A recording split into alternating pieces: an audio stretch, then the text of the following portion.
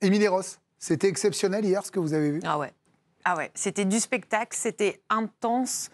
C'était fou aussi parce qu'il y a eu tout ce scénario des cartons rouges qui se sont enchaînés, pénalty, etc. Donc en fait, au début, on ne voyait pas trop où ça allait nous mener, ce match-là.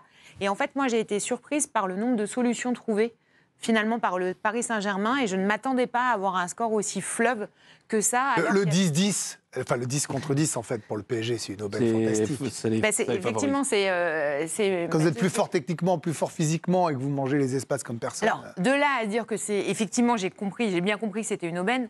De là à en claquer 7, mais c'est quand même remarquable. Et surtout de ne pas s'arrêter jusqu'à la 90e minute avec ce but de Vitinha. Moi, j'ai été bluffée, et surtout par le fait que...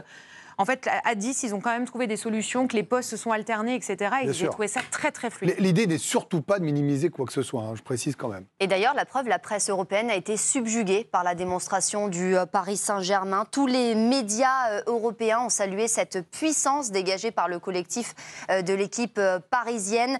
Pêle-mêle, les spectateurs pressants à la Bay Arena ont vécu une soirée mémorable. Le tenant du titre a montré toute sa classe en balayant Leverkusen. Ça, c'est pour Kicker en Allemagne. Ce PSG est écœurant. Dembélé a fait briller son ballon d'or lors de la balade du PSG face à Leverkusen pour Marca, ou encore Luis Enrique sème la panique pour As. La presse aussi catalane a salué ce Paris Saint-Germain. Le PSG continue de dérouler son football dévastateur pour Mundo Deportivo. Le PSG de Luis Enrique rend fou pour Sport, et on termine avec l'Angleterre et BBC Sport. Le tenant du titre a livré une performance offensive impitoyable pour démanteler son adversaire. Ah mais ça, avant, Benoît, c'était ce qu'on lisait quand on lisait City, le Barça, le Real. Et encore, quand il y avait une empreinte, ils en sont arrivés là. Je veux dire, là, aujourd'hui, c'est bien, on aime ces revues de presse, je le dis à chaque fois, pour montrer qu'on n'est pas dans une réussite franco-française, une admiration franco-française. Vous l'aviez annoncé hier, vous étiez sûr de votre coup, quoi, que ils allaient les démanteler. Je cite BBC Sport. Oui, parce que c'est un vrai rouleau compresseur, cette équipe-là. Et puis ils retrouvaient Pacho, ils retrouvaient aussi Doué, Gvara, titulaire, Vitinha aussi, important, parce qu'on voit que quand les trois ne sont pas là, au milieu, c'est compliqué. Alors là, il y en avait un des trois qui était là. Zaïre Emery était bon. On en parlera tout à l'heure, parce qu'il monte bien en puissance. Mais Barcola était là aussi. Donc voilà, quand les titulaires commencent à revenir, l'équipe est de plus en plus forte. Hier, c'était effrayant. J'ai trouvé ça très effrayant hier. Un regard de défenseur sur ces vagues qui arrivaient sur le but de Leverkusen. En fait, on peut se poser la question, il peut y avoir des débats en disant, tu analyses le match contre l'Atalanta, est-ce que l'Atalanta était nul? Non, le PSG était trop fort. Est-ce que le Barça était nul? Non, le PSG était trop fort. Est-ce que hier soir, Leverkusen était nul? Un peu, mais le gardien. Mais le PSG est encore trop fort. Petite discussion. Bien sûr, ils sont trop forts. À l'extérieur, vous vous rendez compte? C'est pas non plus des peintres en face. Non, 5e de Bundesliga. Moi, je trouve ça très effrayant. Non, parce qu'il faut quand même le dire, 5e de Bundesliga, c'est pas des relégables invaincus depuis 2 mois. Et alors, au-delà de la possession de balle, parce qu'on sait que le PSG a toujours le ballon, etc., mais c'est incroyable ce qu'ils ont fait du ballon. Ils ont été redoutables d'efficacité. Ils ont tiré 24 fois, 8 tirs cadrés, 7 buts, mais il y a 43 ballons touchés dans la surface adverse de la part du Paris Saint-Germain dans celle de Leverkusen. Et puis, des passes, 469 passes dans la moitié de terrain adverse. Ah oui, dans la moitié de terrain adverse. Oui, donc je ne sais pas si vous vous rendez compte un petit peu du rouleau compresseur. Et puis, Alicia l'a évoqué là, encore une fois, Paris a marqué les esprits, et Paris a tenu une victoire quelque part qui était historique, et Paris a battu son record de buts inscrits à l'extérieur sur un seul match de C1 hier. C'est quand même marqué 7 buts, c'est une prouesse. Leverkusen, c'est le premier club allemand de l'histoire à encaisser 7 buts à domicile en Coupe d'Europe. Ça, c'est pour le deuxième chiffre. Et puis Paris, qui est toujours sur cette lancée, sur cette joie qu'elle procure, en tout cas cette équipe du Paris Saint-Germain. 6e match d'affilée en Ligue des Champions, et il a égalé la meilleure série de son histoire, c'était 93-94, ça datait d'il y a longtemps. Vraiment, Dominique, qu'est-ce que vous avez préféré hier? Une impression visuelle, vous allez nous dire, ou parmi les stats, il y a quelque chose qui vous a surpris là, ce que nous amène Raph? C'est quoi que vous retenez, vous, en tant que coach d'un match comme ça? C'est vraiment la fluidité de leur jeu. C'est cette facilité à se trouver. Ils sont toujours en mouvement, il y a toujours une solution. On se dit, mais comment ils font? Ils sont plus nombreux. C'est beaucoup de travail, ça? C'est beaucoup de travail, mais c'est beaucoup d'investissement des joueurs, parce qu'il y a un réflexe immédiat. Ils sont toujours en anticipation, ils ne sont pas en attente de ce qui va se passer. Ouais. Ils anticipent. Quand on les voit ressortir les balles, quand on voit ce que fait Vitinha à chaque fois pour donner une solution au milieu, il est à l'autre bout et tout d'un coup, il sait que ça va ressortir, il se déplace pas en courant après le ballon, en donnant une solution sur un ballon avec un angle. C'est exceptionnel. Mais pour ramener une petite touche de modestie à tout ça, je rappelle que Liverpool, l'année dernière, à la même époque, il faut le dire aussi. Ils étaient dans le même état, ils survolaient tout, ils ont gagné tout. L'an dernier. Et à la fin, ils ont... Bien sûr, oui, mais ils ont joué qui? Ils ont joué Paris. Je ne suis pas sûr qu'il y ait un 15e cette année. Non, mais ils sont au niveau de Paris. Non, vous avez raison de rappeler. Dans la situation où on est, Paris va être devant, Liverpool va être en bas. On peut retrouver Liverpool dans le premier match. Je ne suis pas sûr qu'ils soient en bas quand même. Même si en championnat, c'est plus dur, ils sont en bas. Mais pourquoi pas? Vous avez raison. C'est bien, c'est super. Mais attention, ils sont prêts. Faut pas être prêt trop tôt, en fait. Trop tôt. Ouais, mais alors, justement, Dave. Avant, moi, je veux bien, mais. Moi, ce qui m'en fait. Moi, ce qui. Non, mais vous avez raison. Démolisé. Moi, ce qui me plaît là-dedans, c'est que j'ai l'impression qu'ils sont déjà prêts. On sait ce que c'est. Ils sont. Oh, c'est moche, Raymond, ça. Nous, on a couru, pas vous.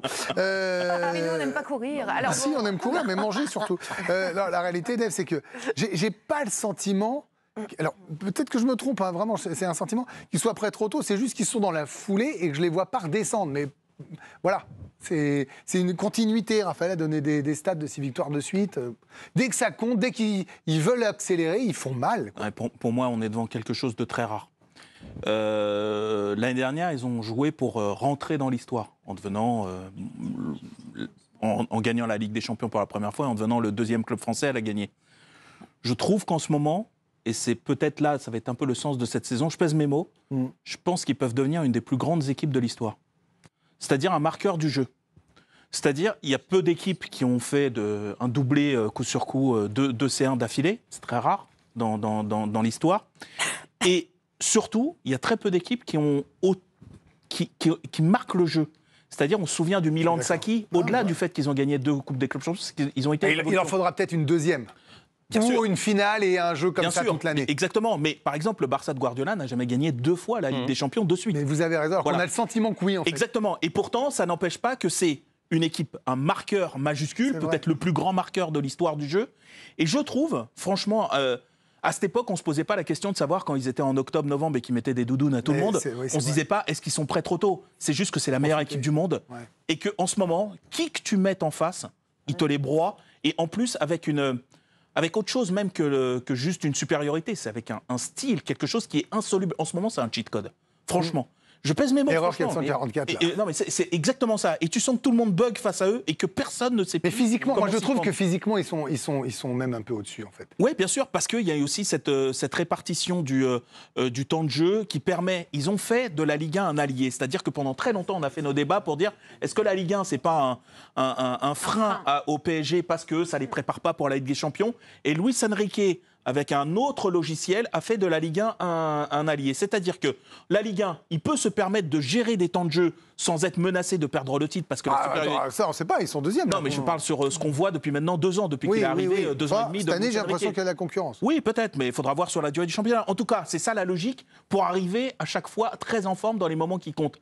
Parce qu'ils peuvent laisser des points ici, laisser des points là, c'est sans conséquence pour eux. Il accepte ce risque-là, parce que ça n'en est pas. C'est-à-dire qu'il n'a pas fait jouer tout le monde contre Strasbourg en disant ok, c'est peut-être les plus forts avec Marseille. Exactement. Il y a des championnats où peut-être tu peux moins te permettre de mettre ta Youth League, quoi, en gros, tu vois. Mais pour illustrer ce que disait Dave sur peu importe l'adversaire le PSG, peu importe l'adversaire du PSG, ils vont leur marcher dessus. Il y a un classement UEFA qui est établi selon le coefficient UEFA avec les clubs qui sont dans le top 10 européen. Ils n'ont pas rencontré Dortmund qui est dans ce top 10 européen, mais vous le voyez que depuis la saison dernière, ils ont battu en Ligue des Champions ou en Coupe du Monde des clubs toutes les équipes, et Leverkusen en faisait partie, ils sont 9e au classement UEFA. Ils ont battu tout le top 10 hors Dortmund qui n'ont pas rencontré depuis la saison dernière. Le Real, l'Inter, le Bayern, Manchester City, Liverpool, le Barça, Arsenal et Leverkusen. Il n'y a même pas l'argument ils ont eu un tirage favorable. Non, parce qu'ils ont eu 2 tirages au sort parmi les plus durs possibles par l'ordinateur. Donc, on peut bémoliser, vous avez raison, vous faites votre boulot, c'est pas la question, mais il faut aussi dire quand c'est fort. Dire quand ils ne gagnaient pas, on était les premiers à dire ils ne gagnent pas. C'est quand même ce qu'on a dit en premier. Ouais, bien sûr, non. Mais je veux dire, c'est quand même... les supporters parisiens nous disaient « Ah, ça vous fait plaisir, ils gagnent pas, maintenant, ça vous fait plaisir quand ils gagnent, les gars. » Toutefois. Et comme tout était parfait hier pour le Paris Saint-Germain, il y a eu aussi le retour du Ballon d'Or sur le terrain. C'était un événement, il était très attendu. Ousmane Dembélé, buteur 3 minutes après son entrée. Il disputait hier son 100e match avec le Paris Saint-Germain. Forcément, très fier, l'international français et surtout toujours aussi motivé. Encore plus de matchs avec le Paris Saint-Germain, le plus possible. Tant que j'ai faim, je serai ici au Paris Saint-Germain. Et voilà, je suis content de fêter mon 100e match avec le club, surtout avec des champions, avec un but aussi. Et voilà, j'espère continuer sur cette lancée. Tant que j'ai faim, je continuerai, les mots d'Ousmane Dembélé. Et puis, Ballon d'Or ou pas, ça ne change absolument rien. Non, pas vraiment. C'est toujours la même chose, hein, le campus, que ce soit le staff ou les joueurs. Voilà, il n'y a rien qui change. Et puis, objectif top 8, c'est clairement assumé aussi par Ousmane Dembélé, c'est ce qu'il a déclaré hier. Émilie, c'est important cette phrase. Hein. Tant que j'ai faim, je compétis. Alors, je ne sais pas jusqu'à quand il aura faim, je ne sais pas s'il sera rassasié après une victoire en Coupe du Monde et une deuxième Ligue des Champions. Et on lui souhaite, très sincèrement, on prend. Hein. S'il est rassasié mi-juillet, on sera ravis. Hein, rappelons-nous la saison dernière, le début de saison, où on pleurait sur Dembélé en disant qu'on ne comprenait pas ce qui se passait, etc. Là, tant qu'il a faim et que ça fonctionne comme ça, on prend. Il rentre hier après être blessé, 3 minutes de jeu, il marque. C'est bonbon, c'est cadeau. Et moi, j'aime bien ce genre de déclaration parce que on a pu lui reprocher avant d'être un peu laxiste, d'avoir un comportement, une communication. Du tout. Là, il est effectivement nouveau leader, impliqué. quand même. Elle a raison, Émilie. 5 minutes après, on a une frappe de Dembélé. Hein. Oui, non, mais... Non, mais tu arrêtes. Mais c'est fou, Mais oui, mais s'il le fait pas, on l'aime plus. Alors moi, je l'aime. Alors voilà. Il a un cahier des charges. Vous savez, il a un contrat. Il peut pas dire que des gentillesses. Sincèrement, le match du PSG, c'est bravo, félicitations. Vous allez pas me dire que Dembélé dans ce match-là, il a fait quelque chose. Mais il est revenu, il revient. Il a marqué. Merci Barcola. Mais personne vous dit qu'il a été. Merci Barcola. Oui. Il n'a rien fait d'exceptionnel. Moi, je suis quand même. Allez, expliquez-lui la vie, Benoît. Du but de Dembélé parce qu'en fait, ça démontre que sa cuisse va bien. Parce qu'il faut, il faut le mettre, le butin. Non, mais il faut le mettre, le butin. Il tape un petit sprint, après il faut bien la redresser. Ça veut dire que physiquement, il est bien. Ouais. Mais là, moi, je trouve que la phrase, elle est intéressante dans ce contexte, parce qu'il y a quelques jours est sorti dans les colonnes de l'équipe, voilà, le questionnement de sa revalorisation, etc. Puis on a des échos comme quoi il voulait vraiment beaucoup.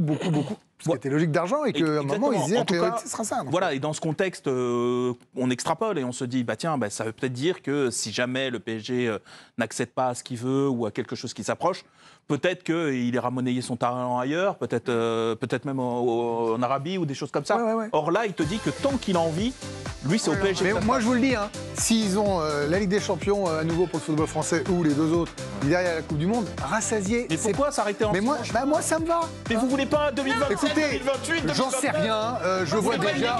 Pensez CR7. Legacy.